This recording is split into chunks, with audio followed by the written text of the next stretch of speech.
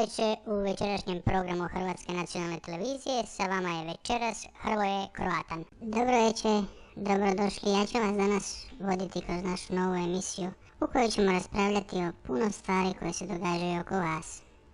Večeras će s nama biti premijer Republike Hrvatske, gospodin Zoran Milanović.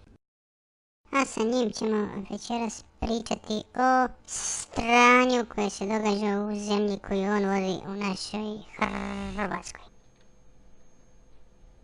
Dakle, govorit ćemo o ćirilici koja se pojavila u Vukovaru zbog toga što je on to poželio. I pričat ćemo o štrajkovima, prosvjedima, dugovima, zaduženjima, rasprodaji nacionalne imovine vas Hrvata. Druže, gospodine premijeru, tuži nas Europa da štitimo zločince komunističkih režima. Što imate na to reći? Nitko ovdje ne štiti ni zločince, ni kriminalce, nego želi istinu.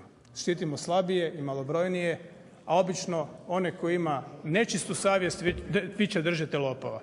Oni koji na to pristaju da njihova zemlja bude tretirana kao zemlja drugog reda.